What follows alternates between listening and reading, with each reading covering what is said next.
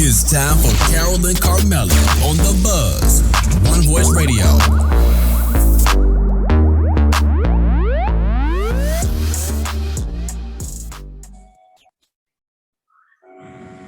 Hey. Welcome to the Buzz Talk Show. I'm your girl, Carmella. And I'm your girl, Carole. What's up, you guys? What's going on? So guess what? What? You're tuning in to what? OneVoiceRadio.com. You got it. So you're tuning in to OneVoiceRadio.com, you guys. Make sure you have it on all your devices. Your cell phone for my iPhone users, Androids, tablets, whatever, because we do play music and stuff also, you know. Absolutely. Jazz, R&B, blues, gospel. So all of the above, make sure you tune in. And there are other podcasts you can tune in. But of course, we're giving you ours. Yes. So if you missed any previous show, go back and listen. It's thebuzztalkshow.com, you guys. We have so many shows that we have done. And, you know, we just celebrated a year. 1 year. We be buzzing. Oh, yeah. Tap into the We Be Buzzing, you guys. Our email is thebuzztalk411@gmail.com. We're waiting on those emails so we can shout you out. Absolutely. Yeah. All of the other places that you can listen to us, the Spotify, the Google, Apple, Amazon, because we are in over 170 countries. Yes. But we got something even better, newly released. New. So not only can you listen to us on One Voice Radio, you can actually watch us on our new YouTube channel. We're on YouTube, you guys. So go find us, The Buzz Talk Show with Carole and Carmella. That's us. Please find us, like, and subscribe. Yes, Leave us a comment or something there too as well. Be sure, like she said, like and subscribe. It's The Buzz Talk Show. You do have to add our name, so you will be able to find it because there are other The Buzz Talk shows. Right, but for some reason on some of it, I just typed in The Buzz Talk Show and it came up. So, that's because if you cannot do it that way, The Buzz Talk Show with Carole and Carmella. Yes, and of course, always Instagram, TikTok, all of that good stuff. TikTok is a little different. It's what, Carmella? It's the Buzz Twins. For those that can see us. Yes. No, we're not twins, but you know, we do that dress alike thing all the time. So of course. Find us on all those different social media so you can follow us and buzz with us. Yes, everything is The Buzz. Facebook, we also have a group. We want to shout you guys out with those businesses or people that just want to be in the group. It's The Buzz. So if you need any of those platforms, feel free to email us. The email is thebuzztalk411@gmail.com. Absolutely. We say that so frequently. I know. We say it so frequently. But anyway, all those infomercials out the way. Last week, for those of you who tuned in, we had a guest, none other than Coach Reggie Barlow, who is one of the new XFL coaches. So we had him on. We talked about a lot of things. That was actually our second time. I'm sure he's going to be back. But we talked about a lot of things with him that's going on with him in the XFL. We talked about his books. We got it. We got the books, you all. You all go to Amazon and order his books. We talked about the Dash. You see, we're wearing the Dash today. So he talked about the Dash, something that he works with the students, and the D, discipline, A, attitude, S, sacrifice, H, the first H, habits, and the second H, heart. Your heart. So you want to follow up behind him and see all the good things that he's doing. You can go back, like Carmella said, and listen to our show from last week. Or you forgot about the YouTubers. Or you can go watch us on YouTube. Watch the YouTube interview with Reggie Barlow. Absolutely, Coach Reggie Barlow from last week. But we went through our infomercial. We've told you about our last week's show. We told you how you can reach us and all that stuff. But it's all about today's show. It's all about today's show. So we have another remarkable coach with us today. So we did a coach last week and we got a coach today. It's the coach season. It's the season, yeah. I like that. It's the coach season. It's all about the coaches. Yeah. Because as we often say, we don't just play music and everything on the radio. We try to inspire you. We try to motivate you. And who's better to motivate you and inspire you other than these coaches? Right. You know, all about the kids and everything. So need I digress? Let me introduce to some and present to others, none other than our guest for today, Coach Charles Burkett. Coach, hey. What's up, y'all? What's going Hey, on? what's going on? Talk to us. Tell us what's going on with you. We didn't Hey, just working hard, trying to get through this school year. understand that. Absolutely. So we appreciate you out of your busy schedule taking aside a little time to share with the buzz. Excited. They do anything from home. Okay. All right. Absolutely. So Coach, tell us about you. Who are you? What is it that you're doing? We know that, let me tell the listeners, you coach basketball. So last week, Reggie was the coach of football, but this week we got the basketball in the house. So tell us a little bit about you, how you got started, where you started from, what's hometown?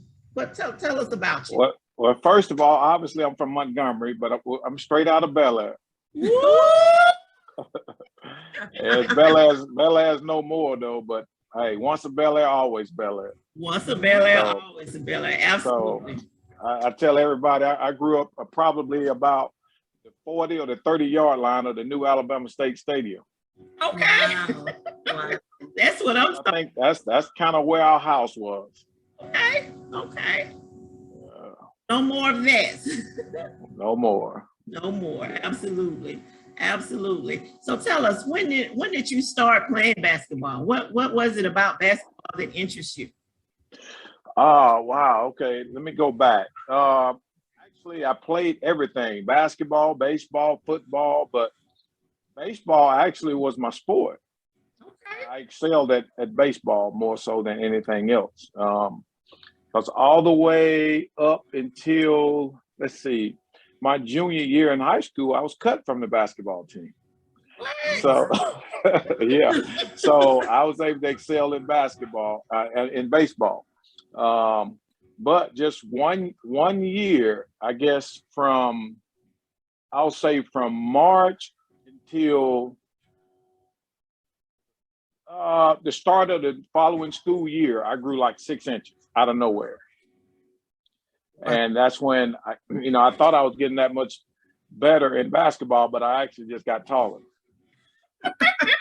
Okay. Well, So, that's an advantage.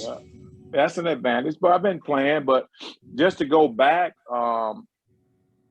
first of all, I'm the youngest of 9. Everybody's Montgomery. I have a sister that's in Tallahassee. I have a sister that's in Dothan. I have 2 sisters in Montgomery and 2 brothers in Montgomery. So the boys now, we always played. So I guess I got to give a shout out to David. David was the gym rat in the family.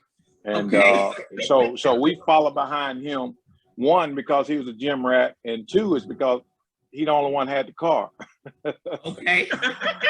So, but at a young age, he used to take me to the gym. Me and my older brother, he'd take us to the gym, and we just started playing. And as we got older, I kind of went from one end with the kids down to the other end with the grown-ups, and just kind of grew into it, really. And once I was able to get those inches, and then the rest is history. I just kind of took off with it at that point. Okay. So you wanted to do the basketball, but it wasn't quite there. So you went another route until you were ready for it. Right. Well, I stayed with it. I mean, like I said, I got cut in junior high school, Cloverdale. Got cut. I never stopped though. I guess I'm that type of person to where I'm not going to complain. I'm just going to go back at it, and if it's something I enjoy doing, it's something I want to do, I'm just going to keep after it until I do it. And it happened. So, that's something later on we can share with the kids. It's just opposed to someone's being wrong or you got cheated. It's just, hey, it was back to the drawing board, and I need to get better, so I got better. Absolutely. That's definitely something that we want for the kids to hear, to understand. It might not be, that point in that time, but you got to keep working at it, keep being persistent, discipline yourself. If you want it bad enough, you got to work hard for it. Absolutely. Got to work hard. Yeah. So it all panned out, and I was able to just continue playing, and I loved it so much I let baseball go. And it was my better sport, but I was just in love with basketball. So I followed my passion, and that kind of got me going to actually where I am today. Okay. So when did you finally start? You said you got cut and junior high and everything. So when did you finally get into basketball and just go with basketball? Was it high school or what? Well, Wilbert Hamilton was the new coach at Jeff Davis in my junior year, I think. So he came in and I made the team. And then I took another downturn when I finally got going. And then I had a class that I needed to make up in summer school that I didn't, which made me ineligible. So I didn't even play my senior year.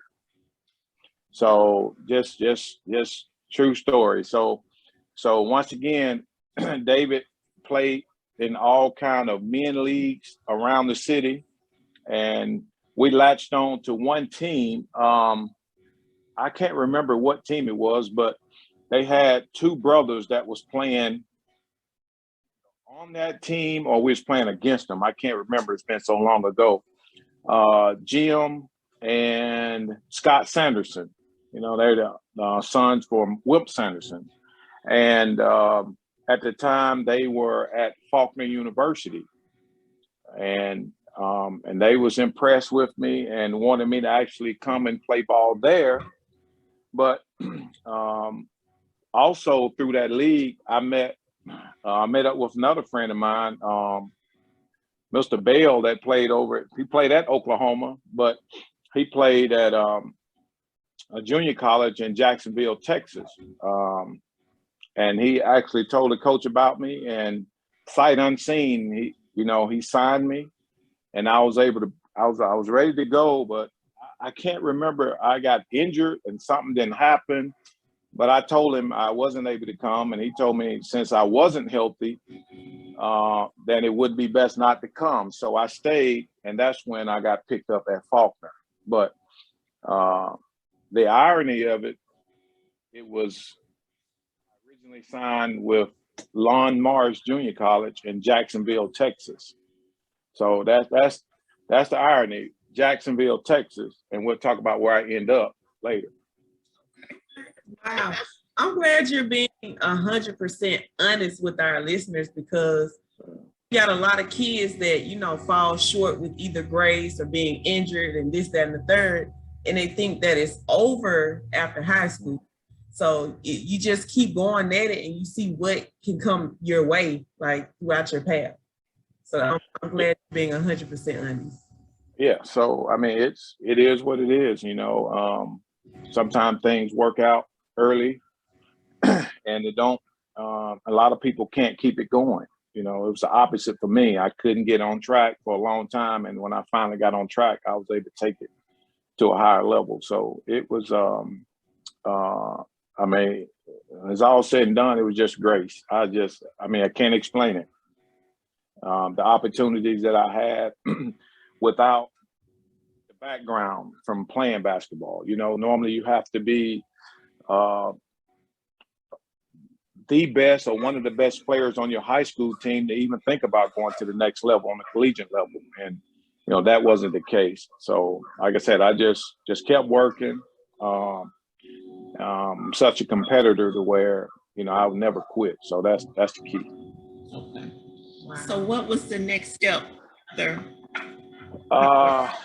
Next step, I went to Faulkner University my freshman year, and I played there as a freshman.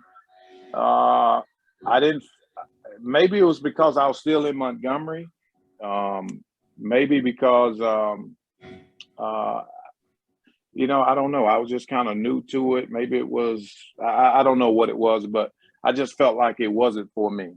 And so I was able to leave there, and I I was going to junior college. I think that's pretty much what it was. I didn't get a chance to be recruited after I felt like I was that much better, and I wanted to get back on the scene and be recruited again. So I ended up, a good friend of mine that played at Faulkner was Tim Wheeler. I think Tim went to Wallace of Dothan. And at the time, I had two sisters in Dothan. And I was thinking, I think that'll be a good place for me. So I went down there and worked out, and the coach really liked me, and they signed me there. Well, I guess it wasn't taken well that I wanted to leave Faulkner in some kind of way. I mean, I'm not the best student by far. It kept me, I was ineligible for a reason. But something happened to where I had a B in a class, and all of a sudden I had a D, which D's didn't transfer, which made me ineligible for the first semester junior college. So that's kind of strange how that happened. But once again, everything happens for a reason. And the coach told me that since I only had 1 year of junior college left, it wouldn't be worth my while just to play a half a semester, and that I was good enough to go to a 4-year college right now. And once again, ironically, he played at Jacksonville State. So he immediately called the coach there, and they contacted each other and talked. And weeks later, I was at Jacksonville State. Wow. In Jacksonville, Alabama. Okay. Delayed, not denied. Absolutely. Yeah. Things like they happen for a reason. Yeah. So from Jacksonville, Texas to Jacksonville, Alabama. Wow. Yeah. So what was your position you played? I know it's different positions like in basketball, football. So what was yours? Well, in college, I played the 3 and 4 position, which is small forward, power forward. So I was able to transfer to Jacksonville State, and I had to sit a year at that time. Different rules now, but back in my day, if you transfer, you had to sit. You had to be redshirted a year. So I was redshirted a year, which was good. Got acclimated to the team, to the system, to the academics part. And then the next year I started playing as a sophomore. I had 3 really good years there. Great team success. All right, so that's you went from, you said Jackson, in Dothan? No, I originally signed with Lon Morris Junior College out of Jacksonville, Texas. Texas. Okay. And some kind of way I ended up at Jacksonville State in Jacksonville, Alabama. Okay. Wow. You just Jacksonville, huh? Hey, it was meant to be. Jacksonville like you. Yeah, it was a great team. Okay, so what happened? We just taking the timeline because this is going to help a lot of people. This is going to help a lot of people. So what was next at Jacksonville State? So after I finished at Jacksonville State, I was drafted in the CBA, by Quad City Thunder, and prior to that, I was drafted in the USBL, which was it's a professional summer league at the time. I think today it's called, I don't know, the NBA Summer League, whatever, but it was the USBL Summer League at the time I played. And I was drafted by the New Haven Skyhawks. So I spent 2 months in New Haven, Connecticut, and playing, and had real good workouts, and had opportunities secured overseas, and actually had 2 opportunities in the NBA as a free agent camp. But prior to the end of that season is when it kind of took a turn. I took a nasty fall and broke my wrist, which was which was, it was tough at the time, but, the way it all worked out, it just kind of, it just went hand in hand to everything. So my coach, which we had a great relationship, and his whole thing to me is, hey, go as far as you go. If you don't make it, come back. He wanted me to help coach, which was really good, because at that time I hadn't graduated yet. So they pulled strings to get me back in as a graduate assistant, even though I hadn't even graduated yet. So, and that was a testament to doing the things that I was supposed to do. Had a great attitude, and we'll talk about this. Once you have a great attitude can take you a long way. And a lot of people was bending over backwards to help me, and they put me in that position, and I was able to. Was a graduate assistant coach, so I was able to twofold. I was coaching, learning how to coach, and also finishing up my degree, which I did. So it takes me to the following year in another Pro-Am league. We're getting ready to go, and hopefully want to get invited to camp. If not, we had some teams in Europe ready to go. And once again, I break my wrist again. This time it was a navicular fracture, which was a season-ending injury. So, but once again, my coach was like, hey, go make it. If not, come back. And so at this time, I came back as a full-time coach. And also I was able to start my graduate program. So I went all through, the summers and everything, and learning to coach. Just kind of at that point in time, I knew that was something I wanted to do once I got through playing. And so we got to the next year, and I'm ready to go. And this time the NBA is about dead. So Europe was the only thing going at that time, which I'm ready to go. But I only needed 2 classes for my master's degree. And, all the people that helped me, my coaches, all my mentors was like, hey, you can't leave now. You got to finish. You come so far. You left, you didn't have a degree, and now you're 2 classes away from having your master's, and, basketball's going to be there. You still, I didn't want to hear all that, but, but I did take that advice, and I stayed on, which put me out of basketball for 3 years. But I was able to stay and get my master's, and at that time, that's when I left to go over in Europe to play. Wow. So you went over to Europe, and where else did you play overseas? My first job, which was in Stockholm, Sweden. So I played there the first year, and then the next year I went to I was in a place, Rouen, France, and then I went back to Stockholm that next season. Let's see. After that, I went to, I think I was in Brussels, Belgium. And then my last stint, I was in Słupsk, Poland. And in between a couple of those years, I played a couple of months summer over in Dominican Republic too, Santiago and Santo Domingo. So when you went overseas, you just had a ball. Hey, it was fun, but it was work. Okay. Got you. So with all of that other stuff going on, you said you had multiple injuries and all of it. You still kept going, kept pushing, got your degrees, and went overseas and played ball. I did. I mean, that was my passion. That's something I wanted to do. So I just stuck with it. And even though I had to start off a lot lower than I was when I first came out of college, but I was able to build that back up pretty quickly over the next couple of years. So, and that's another thing, I was so happy to get injured prior to my career taking off, opposed to a lot of guys get injured during the process.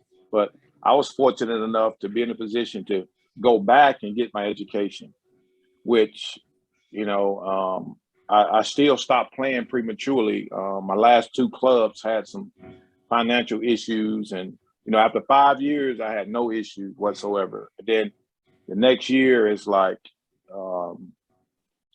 general manager got in trouble for some reason, lost all the sponsors, no money, and lost a lot of money, waiting on money. Then the next team I went to was going through the exact same thing, and I was like, that was it. But the key to all of that is I was able to say that was it because I had the education to fall back on, and I was able to come back and start right to work. So it was a lot of things that happened, like you said, in everything, but from what you're saying, it worked out. I wouldn't say for the best per se, but it worked out. Were able, like you said, to get injured before going over there, and then even in the midst of that, you was able to get your degree. Yeah, I mean, something to fall back on. Yes, most of the time, it happens while you in the mix. And if you didn't have your degree at that time, then you got to go back and you got to get that taken care of, which is going to take a lot of time and money. Opposed to me, the way things worked out is I was still able to go back and I didn't have to pay for it myself. But had I during the season, I would of course had to go and pay for it myself and take that additional time out too. So it all checked out. Things happen the way it's supposed to. Exactly. And we realize you've given us your timeline, but of course, a little modest in between all of that. We're going to talk about some stuff that's going on with you, including the Hall of Fame that you got to talk about. But for our listeners and viewers, something just simple that I did, just Google you, Wikipedia. And one of the first things that comes up that says Charles Burkett is one of the best players to ever wear the Gamecock basketball uniform. One of the best players. That's what Google's in line. Right. So I know you're not going to, be all modest and not going to pat yourself on the back, but that's just something that just a little bit of it that I read that say you were one of the best players. Well, I mean, I put my heart and soul into it, that's for sure. So I had a lot of good players beside me up there to make all of that possible.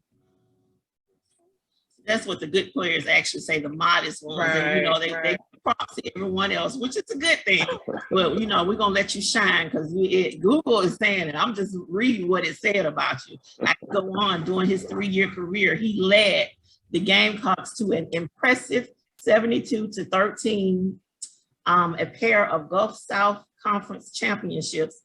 I can go on and on. But all of this is under you. That's talking about you. But let's go ahead and let you tell us a little bit more. Let's talk about this Hall of Fame. What's that all about? You know what? Came out of nowhere. That's one thing about it. It's like I'm a big picture type of person. When you're involved with a team, you want to be the best you can be, and collectively, hopefully, we can be the best we can be. So none of that kind of stuff was ever a goal of mine. Individual statistics. I mean, the only thing I can say is that, hey, I want to make a living playing this game. I want to play professionally, but I never said how many points I want to average, how many this or that. I want to go to the Hall of Fame. I want to be this, none of that. I've said, if you just do things the right way, what's for you is for you. It'll come your way if that's what it is. Absolutely. And the Hall of Fame came your way. Yeah, shockingly. Yeah. Like you said, you put in the work, so you were rewarded for that. Yeah, I put in the work to make us as best we could be, and also just playing for a championship year in, year out. And anything that comes after that, hey, just take it and move on. So that's your timeline as far as you being a player yourself, how you got started, all of this happened. But let's talk about these 22 years of head coaching. That's a lot. That says a lot. Wow. Right? Yeah, 22 that's years a lot. head coach. Yeah, I mean, and I go back to the injuries, which kind of interrupted my path in playing professionally. But at the same time, it gave me an opportunity to finish my education and even further my education, which allowed me to immediately after I finished playing, I was able to land my first head coaching job. And that was, you know, if I didn't have the education, I wouldn't be able to do that.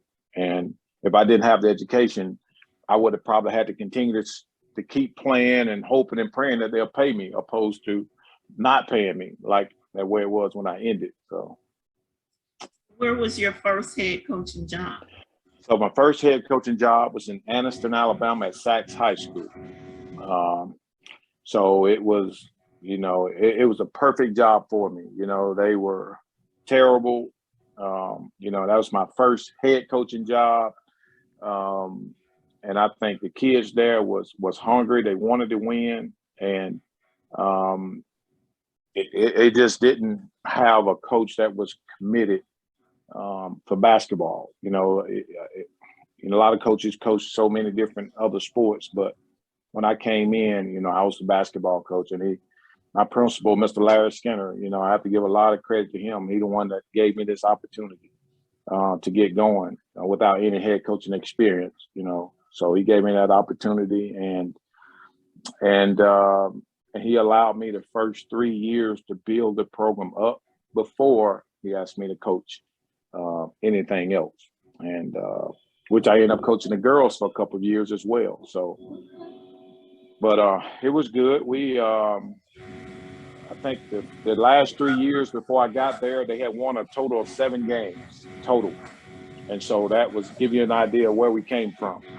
So I had a lot of great kids. I mean, just a lot of kids. They was very receptive to everything I had to say, and I still speak to most of those guys to this day. So, and that's where it all started. So we ended up, I was there 6 years. So year five, we made the Birmingham to the Final Four. Year 6, we lost in the championship game in overtime at that. So we was arrived, and then that completed my 6 years at Sachs. Okay. So where did we go to after that? So after Sachs, I took the job at Hoover High School. I was at Hoover for 14 years, and it was, when I got there, it was pretty much the same. I don't know if it was, it was pretty much the same. You know, Hoover was all football, you know, nationally known football program, and they kid me all the time about how they didn't know Hoover had a basketball program. So it was down, but once again, you know, it was rebuilding and just basically just reiterating what was taught to me, and came across some really good players, really good parents, friends for life, and everybody pulled together, and we wanted some of that success to come our way as well. So we all pitched in and put in the work, and eventually we got the program up to where we're a top 2 or 3 team every year in the state. We was out of 14 years, I think. I know we went to the Final Four 4 times. So we won the championship in 2015.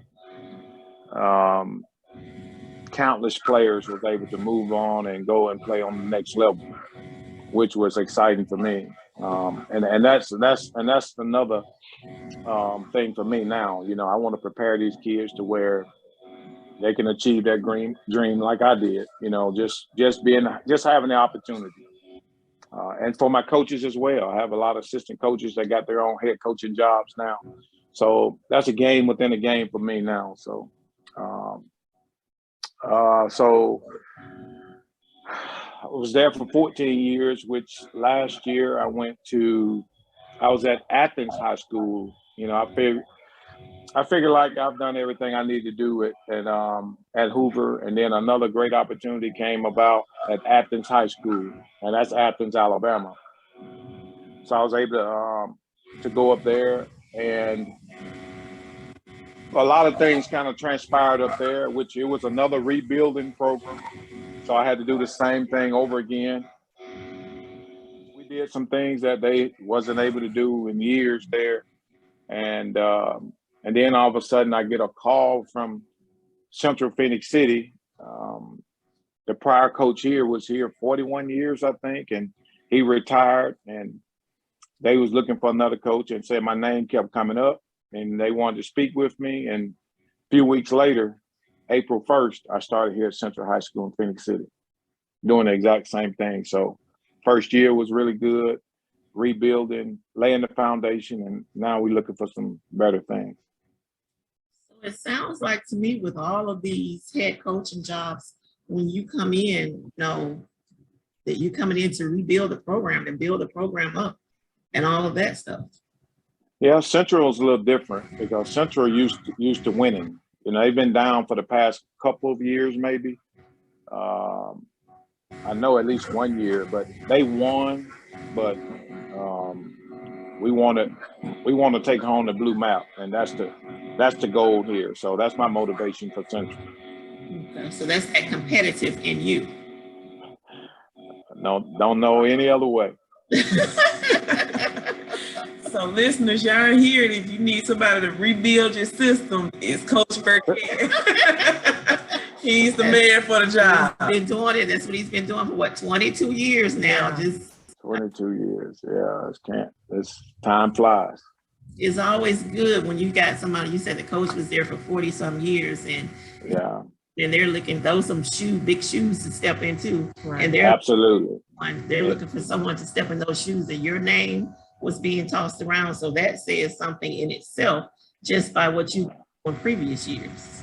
Yeah, well, I don't know about stepping in his shoes, because he did an outstanding job here. He won and won and won, you know, and I just want to keep it going and get that map that's been, you know, just missing. That's it. That's the only thing missing. So if we can cap that off, which he still helped me to this day, Coach Bobby Wright, you know, I can call him up right now and he'll help me out. Anything I need. So when we do get it done, it's going to be all of us. So the whole community and everybody, we're going to get it done.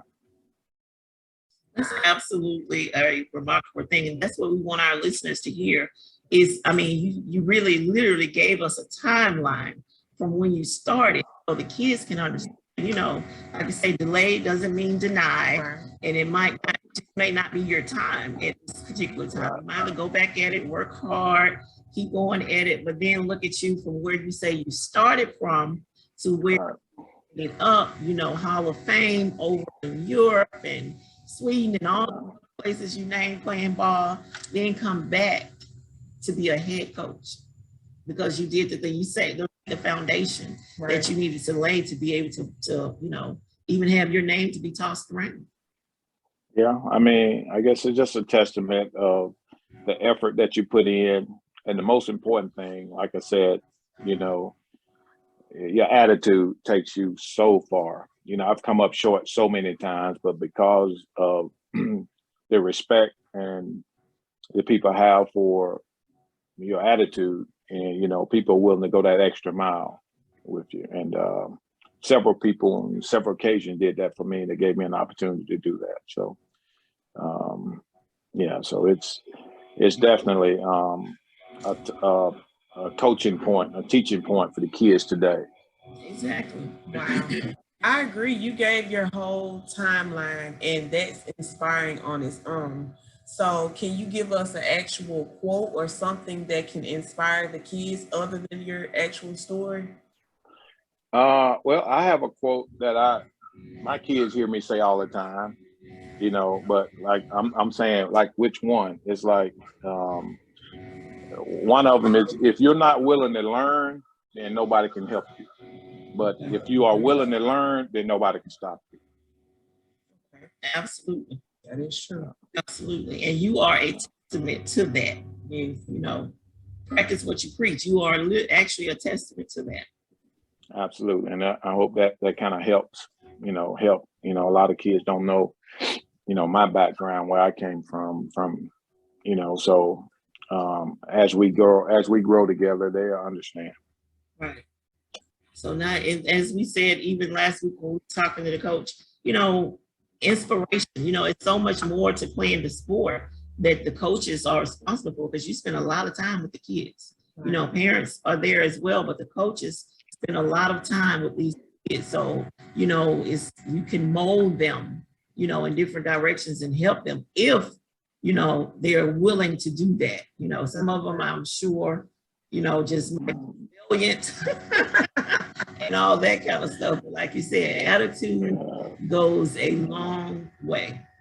Yeah, I mean, I was just looking at some statistics the other day where it's not as easy as a lot of people think. Now, you can't quote me on this as far as the basketball part or it's just sports part, but only 3.4% of high school kids are going to play collegiate sports. That's a small percentage. And once you get to the NBA, it's like less than 1%. So you have to think about that. You have to think about that, which is, you know, I think you should dream. I think you should dream big, but I think you have to take care of your responsibilities along the way, just in case it doesn't happen, which 99% of the time is not going to happen. Right. So yeah, you're being completely honest because, you know, like you said, injuries may happen, you know, your grades, life, just anything can come, you know, into play. So what do you have to fall back on? Yeah, with you know, with all that being said, of course you have to put the work in. You have to have the talent. You have to have the right representation. You have to have the right attitude.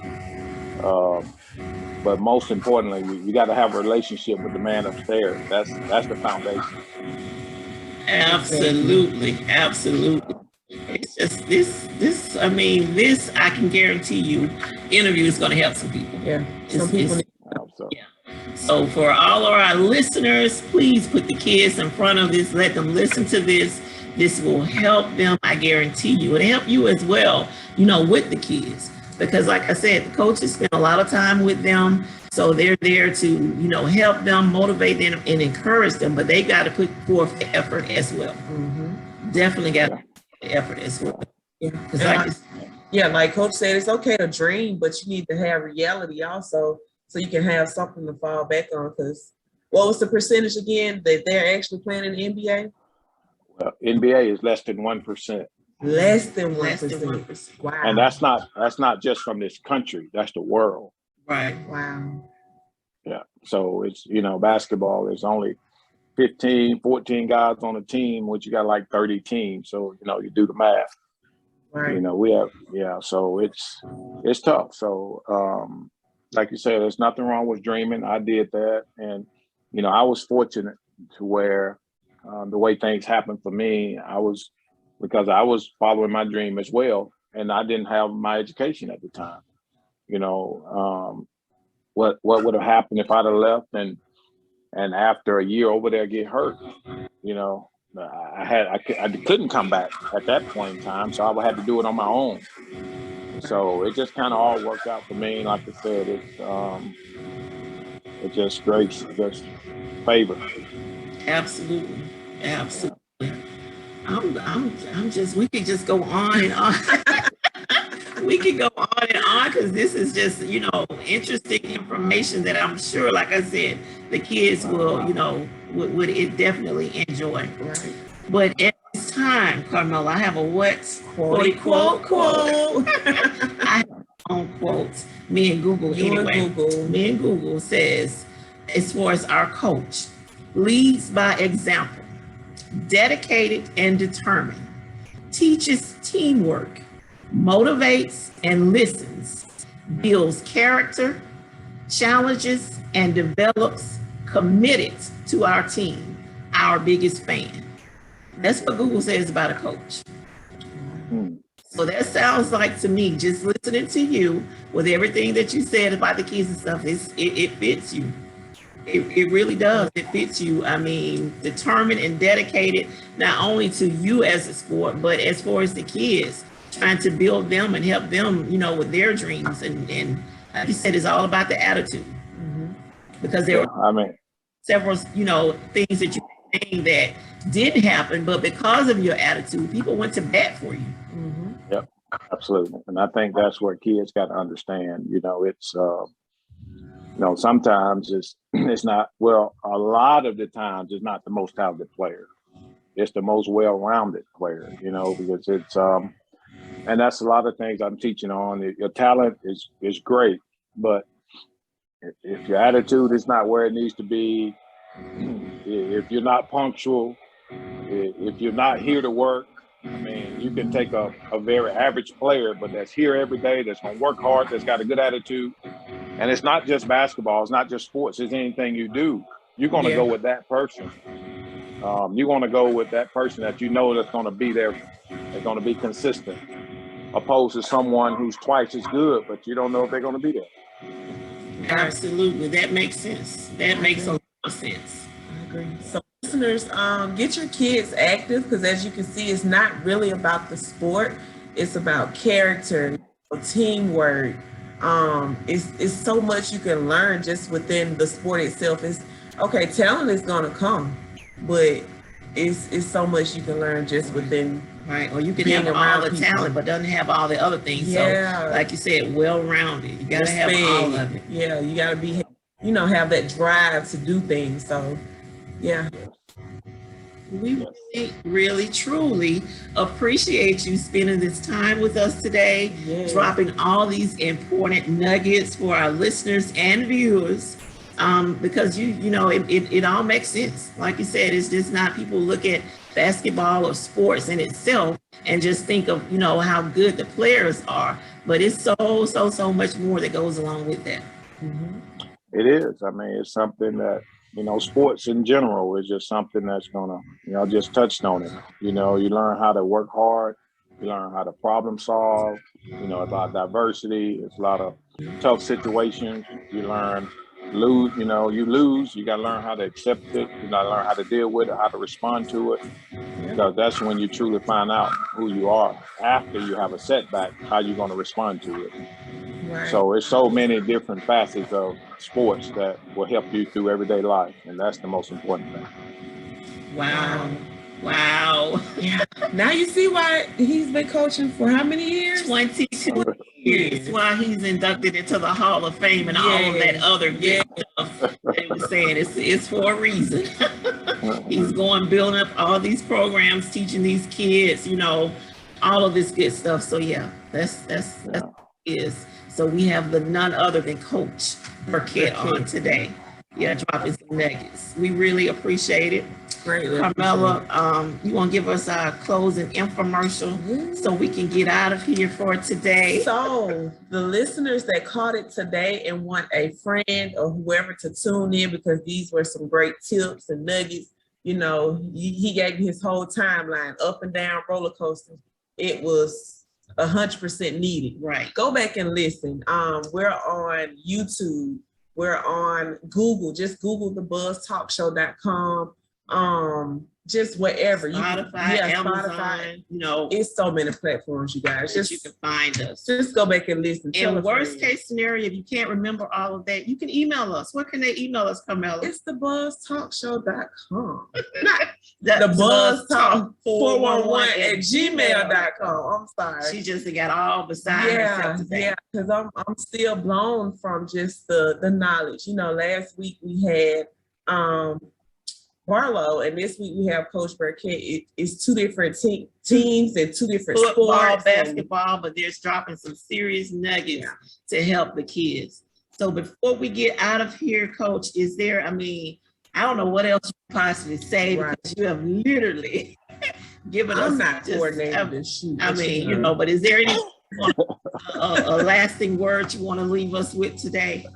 Hey, I'm going to say what's up to all my Bel Air people. I know they dispersed all throughout Montgomery now. Absolutely. We give them a shout out to them. Rep where you from. Yes, absolutely. Keeping it. That's the thing, born and raised Montgomery, and look where, took you all the way to Europe and overseas playing ball. Yes. You can't dream. The Hall of Fame. The Hall of Fame. Tell me you can't dream. Tell me you can't make dreams come true. And now sitting in the coaching chair for 22 years. Yeah. God is good. God is good all the time. But I appreciate y'all. I really do. And anytime I can help or assist anything, y'all know how to reach me. Absolutely. We appreciate you and your time. Your time, because we know you are very busy. So we appreciate you taking this time to come by and buzz with us. Thank y'all. Good luck to y'all. Thank you so much. Well, So All right. until next time, we out.